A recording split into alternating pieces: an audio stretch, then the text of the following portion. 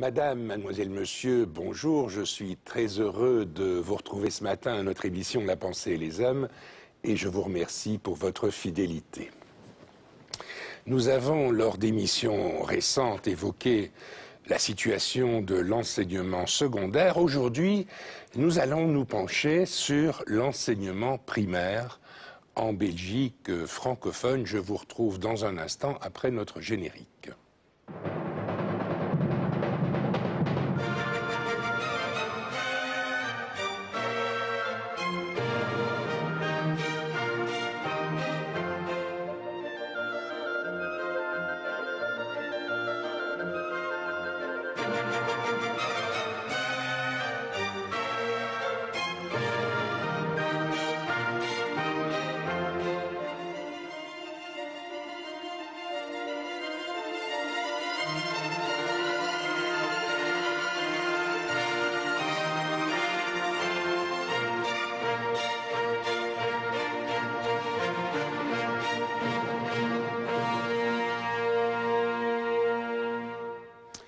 Eh bien, pour nous parler de l'enseignement primaire, j'ai invité deux spécialistes, ce sont aussi deux de mes amis, et nous allons réfléchir à propos d'un livre qui est paru, un livre écrit par Grégory Vos, intitulé « Guide pratique de l'école primaire et maternelle en Belgique, les programmes et les apprentissages, enfin expliqués aux parents », ouvrage publié aux éditions Jourdan.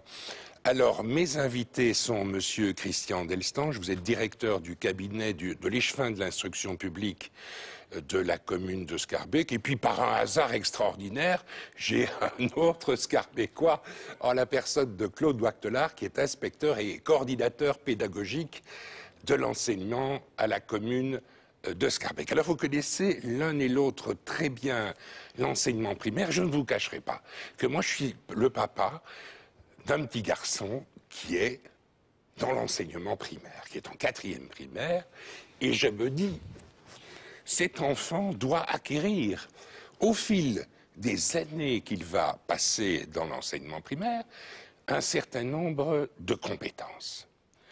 Alors, quelles sont ces compétences? Comment voyez-vous, vous, qui êtes dans le tissu, sur le terrain de l'enseignement primaire tous les jours, que voyez-vous comme compétence qu'un enfant qui passe de 6 à 11 ou 12 ans, en l'occurrence 6 ans dans l'enseignement primaire, quelles sont les compétences qu'il doit avoir acquises à la fin de la 6e primaire? Christian Delstange.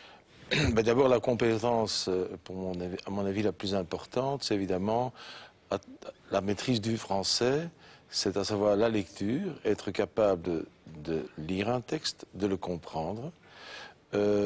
Ça me semble essentiel avant de passer dans le secondaire. En mathématiques, d'être tout simplement capable de résoudre des situations, problèmes au terme de sa scolarité. Ça, je dirais globalement. Je ne vais pas ici entrer dans, je dirais, dans le projet des branches d'éveil qui sont en fonction des écoles, je dirais finalement, relatives finalement aux intérêts que manifestent les enseignants eux-mêmes par rapport à certaines branches. C'est-à-dire qu'ils ont une certaine liberté de choix dans les activités d'éveil. Je sais que mon petit garçon, par exemple, pour l'instant, il étudie l'Égypte, il a étudié la période paléolithique, les dinosaures, il est imbattable. Il m'a appris des tas de choses sur les noms des animaux préhistoriques, etc.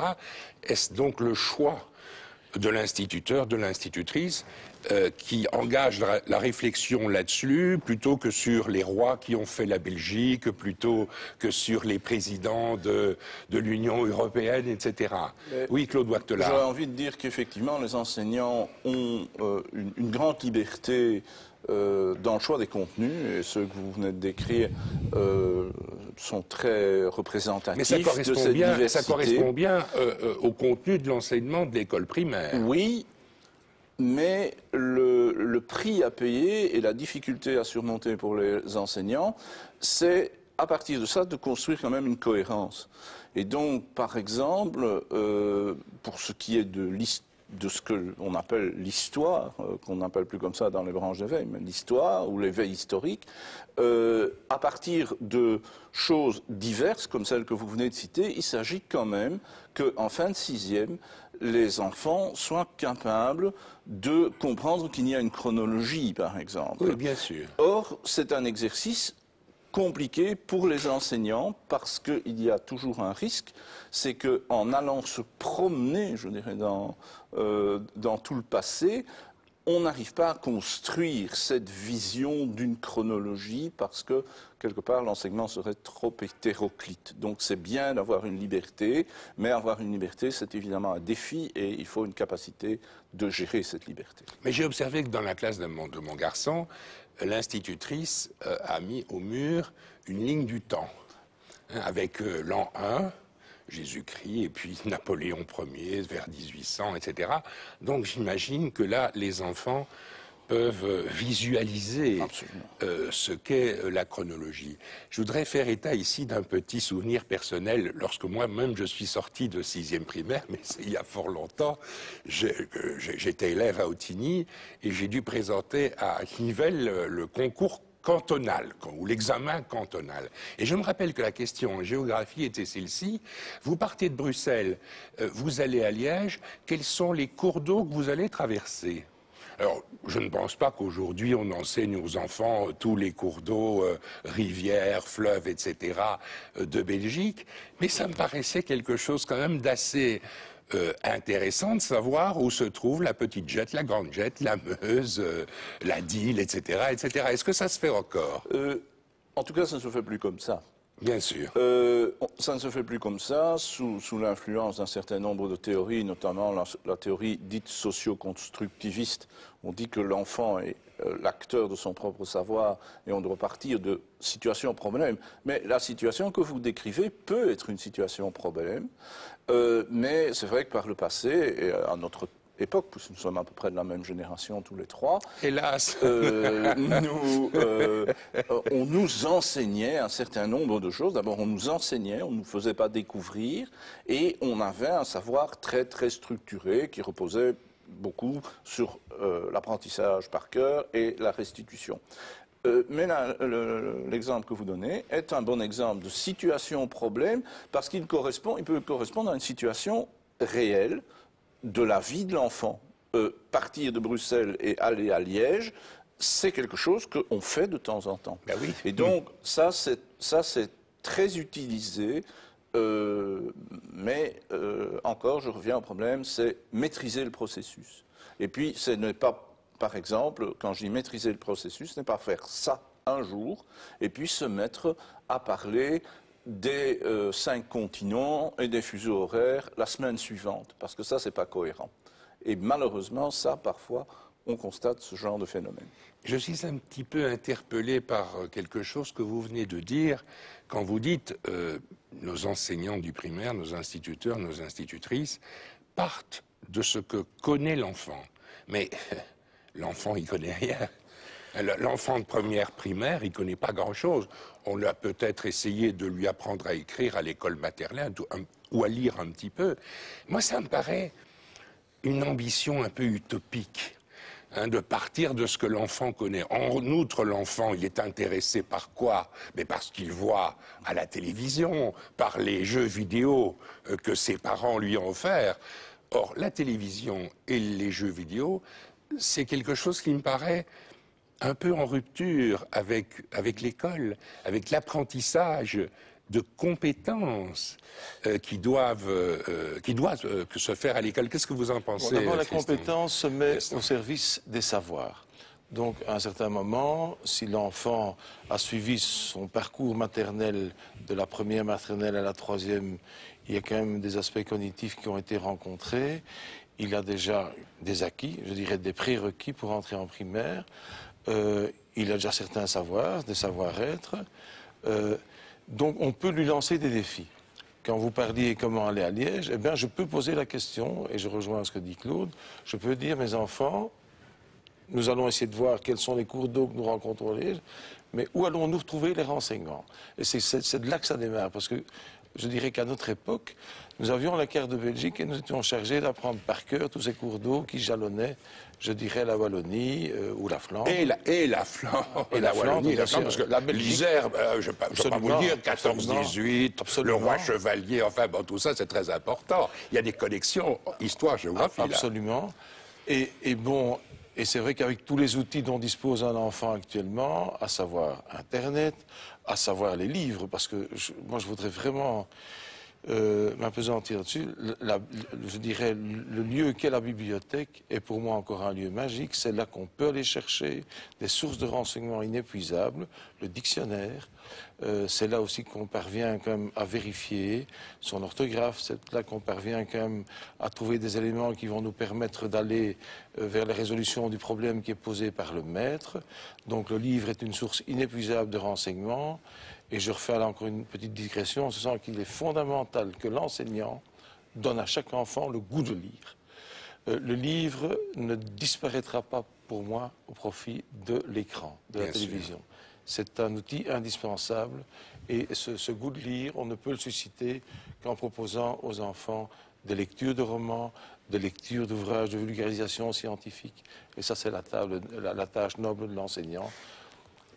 Oui, je voudrais revenir une seconde sur quelque chose que Christian Delsange a dit et qui me paraît vraiment important, c'est l'accès aux sources de connaissances. Apprendre aux enfants à aller voir dans le dictionnaire, à aller voir dans Becherel pour la conjugaison française, à aller voir dans un atlas historique comment se présente la situation. Je crois que ça, c'est vraiment peut-être la pierre de touche de l'apprentissage. C'est un réflexe que doit avoir l'enfant de l'école primaire, que doit avoir l'élève de l'enseignement secondaire et que doit aussi avoir l'étudiant à l'université. Et s'il ne l'a pas appris avant, il est peut-être démuni devant cette recherche de l'information. Mais je vous ai coupé la parole, Claude Wachtelard. C'est-à-dire, je voulais revenir à votre question.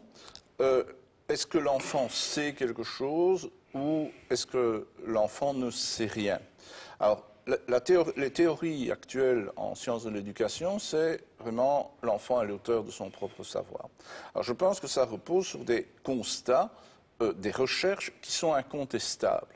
Et c'est clair qu'un enfant qui apprend en relevant des défis, comme vient de dire Christian, ou en résolvant des situations problèmes, en saura plus au bout de ce processus qu'un enfant à qui on bourre le crâne. Le bourrage de crâne, truc bien connu, n'est pas vraiment efficace. Le problème, et ça me semble être une des dérives de notre système actuel, c'est que c'est bien de dire ça et de constater que c'est comme ça. Le tout est de constater dans quel contexte on peut le mettre en œuvre. Regardons les choses clairement et, je dirais, avec une certaine froideur.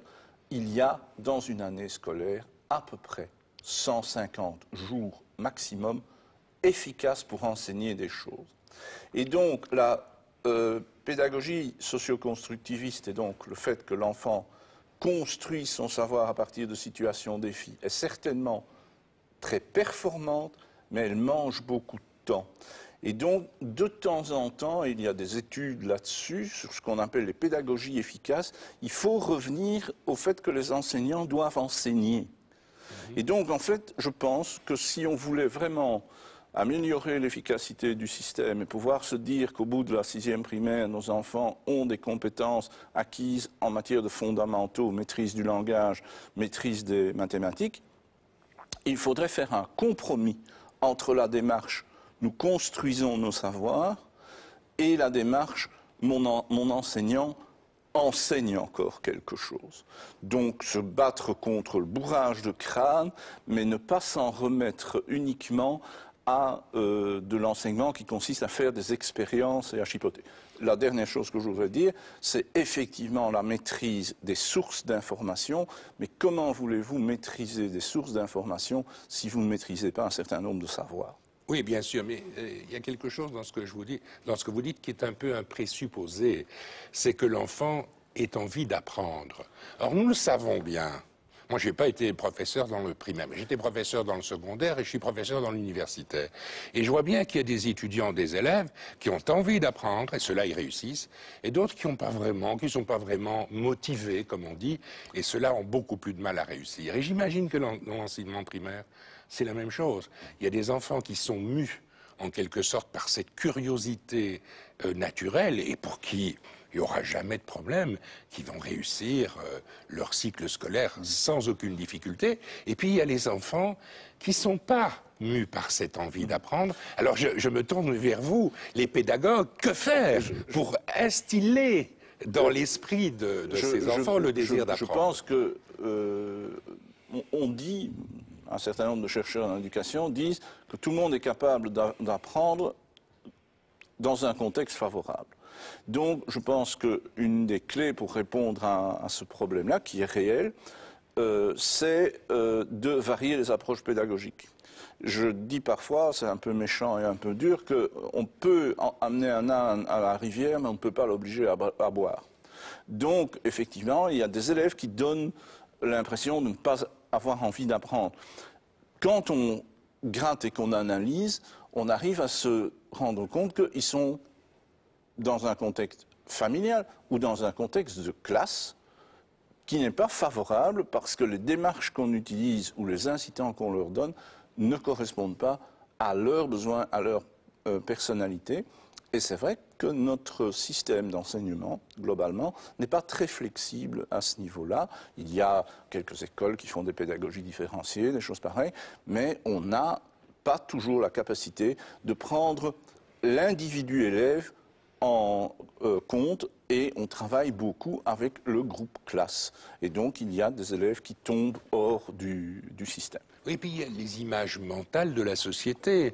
J'entends autour de moi, ah oui, l'apprentissage, la mémorisation des fables de La Fontaine, ça c'est absolument inutile, ça sert à rien.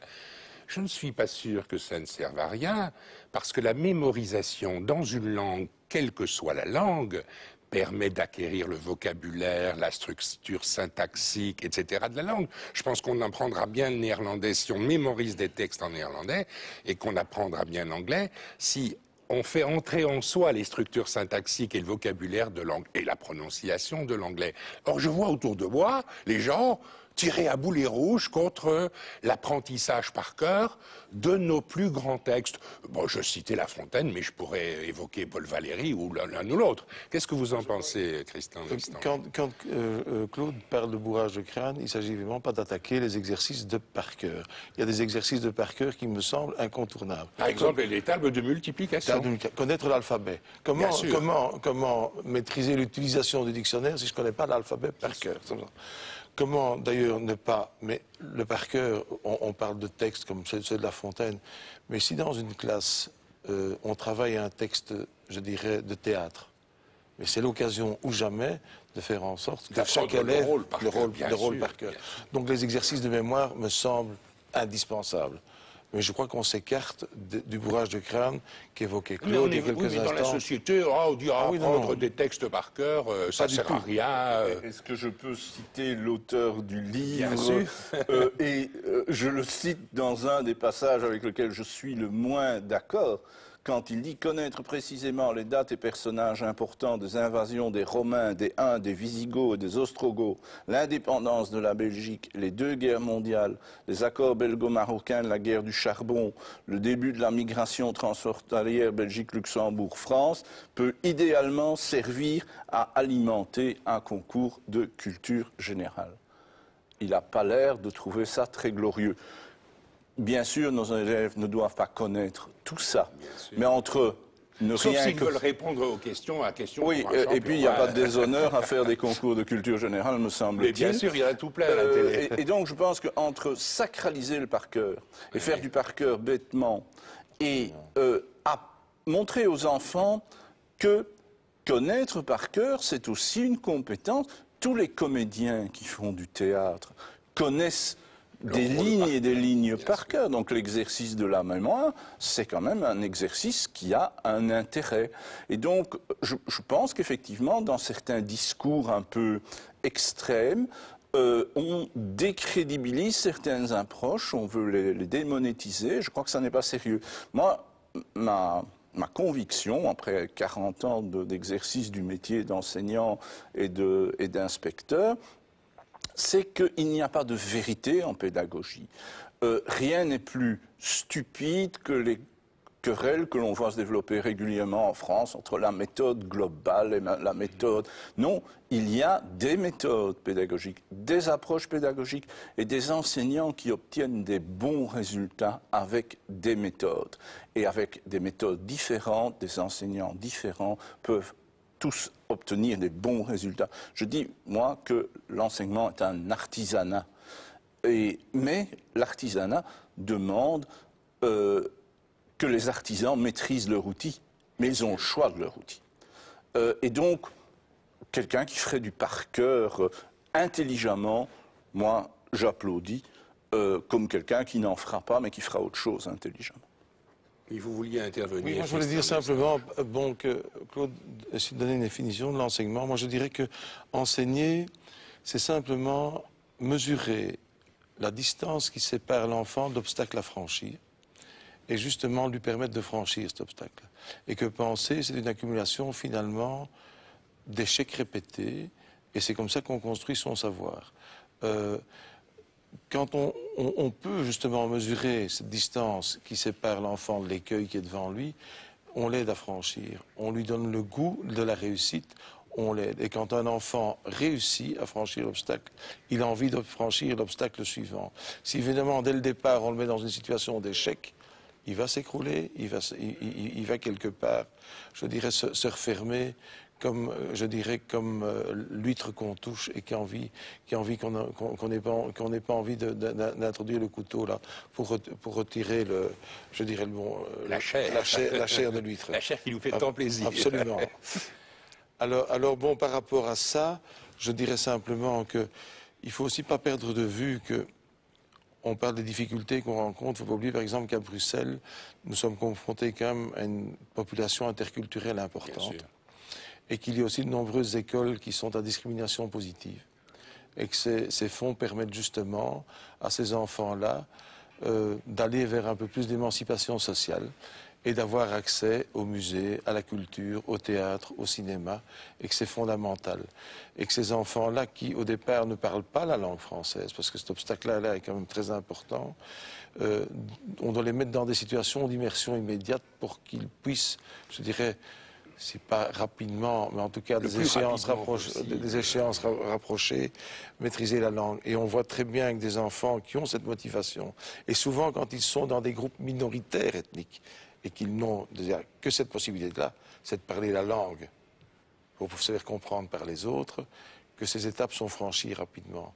Quand on se trouve dans un groupe majoritaire ethnique, et nous le vivons très bien à Schaerbeek, par exemple, avec le milieu turc, où il y a un réel repli identitaire, où ils ont leur antenne parabolique, où ils ont leur commerce, ils ont leurs journaux. On n'a pas envie. Leur structure communautaire, absolument, etc. C'est là qu'on rencontre le plus de difficultés dans l'apprentissage de la langue française. Je suis devant deux représentants de l'enseignement communal. Je ne veux pas vous flatter l'un et l'autre, mais je dirais, comme père d'élèves, que pour moi, l'école primaire, c'est d'abord l'enseignement communal. Pour des raisons de proximité, aussi pour des raisons, je ne sais pas, d'état d'esprit. Je ne veux pas vous demander ici de vous faire les avocats de l'enseignement communal. Je suis certain que vous le ferez fort bien, mais dans une perspective lointaine où l'on devrait réorganiser l'enseignement, et en particulier l'enseignement primaire, quels seraient vos arguments pour défendre l'enseignement primaire communal? Mais je repartirai de ce que vous dites, c'est-à-dire la proximité